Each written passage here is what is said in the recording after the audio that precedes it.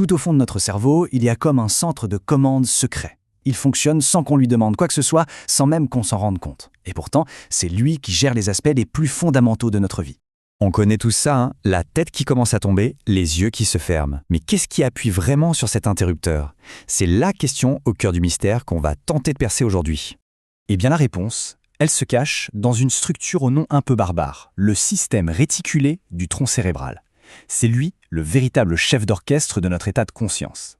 Alors, le système réticulé, c'est quoi exactement? Surtout, n'imaginez pas un petit point précis sur une carte du cerveau. Non. Pensez plutôt à une immense toile d'araignée de neurones logée tout en bas, à la base du crâne, et qui connecte, à peu près tout le reste. C'est de là, de cette structure complètement diffuse, qu'il tire son incroyable pouvoir. Et des responsabilités, il en a. C'est lui qui gère notre sommeil, qui s'assure que nos muscles sont prêts à bouger, que notre cœur bat et qu'on respire. Et en plus de tout ça, il filtre ce qu'on perçoit du monde. Un vrai couteau suisse biologique, je vous dis. Bon, allez, on va plonger dans sa fonction la plus évidente pour nous tous, la manière dont il gère notre voyage quotidien entre l'état d'éveil, bien alerte, et le sommeil le plus profond. On a souvent tendance à croire que dormir, c'est un peu comme éteindre la lumière ou un ordinateur. Mais en fait, c'est tout l'inverse. Le cerveau lance un programme super complexe, une sorte de chorégraphie nocturne. Et le metteur en scène, c'est justement notre système réticulé. Ce qui est vraiment fascinant, c'est de voir comment cette descente se fait par étapes. Ça commence par l'endormissement. Nos ondes cérébrales commencent à ralentir. Puis, on passe au sommeil léger, où il se passe des choses bizarres, comme des sursauts d'activité, un peu comme si le cerveau vérifiait que tout va bien. Et enfin, on plonge. C'est le sommeil profond, dominé par les ondes delta, les plus lentes de toutes. C'est là que le corps se répare vraiment. Et quand on regarde comment ça se répartit sur une nuit complète, c'est assez surprenant. On passe la moitié de notre temps à dormir d'un sommeil léger. Le sommeil vraiment profond, lui, ne représente qu'un petit cinquième de la nuit. C'est dire si ces quelques heures sont précieuses pour la récupération.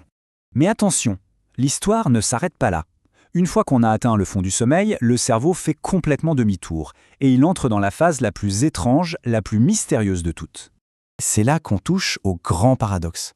D'un côté, on a le sommeil à ondes lentes, avec un cerveau au repos.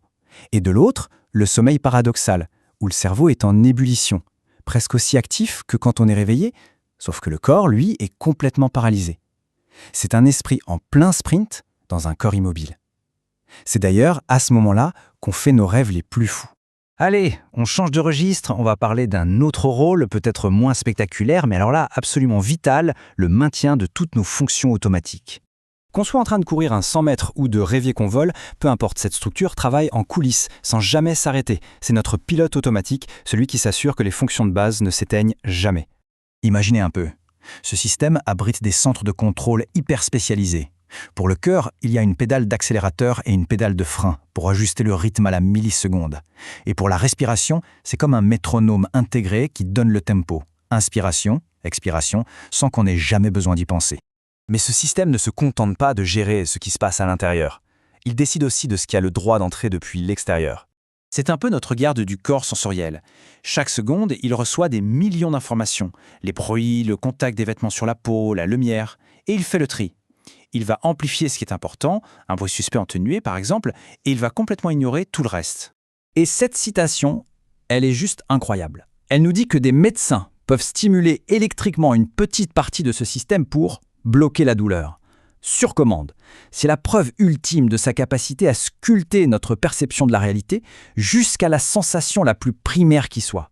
Maintenant, pour vraiment mesurer l'importance de ce contrôleur, il faut s'intéresser à ce qui arrive quand il se dérègle. C'est souvent en regardant les pannes qu'on comprend le mieux comment la machine est censée fonctionner. Et les défaillances de ce système, elles nous ouvrent une fenêtre fascinante sur ses rôles vitaux. Prenez les parasomnies, par exemple. Le somnambulisme ou la paralysie du sommeil, ce sont des bugs typiques de synchronisation entre l'état du cerveau et le contrôle des muscles, deux choses gérées par le système réticulé. La narcolepsie, elle, c'est carrément une panne de l'interrupteur principal veille-sommeil. Et puis, il y a la conséquence la plus terrible d'une panne majeure, le coma. C'est tout simplement l'incapacité du système à réenclencher le mode éveil. Le contrôleur est hors service et la conscience ne peut plus être rallumée. Alors voilà. De notre premier souffle à notre dernier rêve, il y a ce contrôleur caché qui dirige notre conscience, nos fonctions vitales et même notre perception du monde. Et ça soulève une question assez vertigineuse. Si tout ça se produit en coulisses, dans notre dos, Quelles autres merveilles et quels autres secrets notre cerveau est-il en train d'orchestrer là, maintenant, sans qu'on en ait la moindre idée?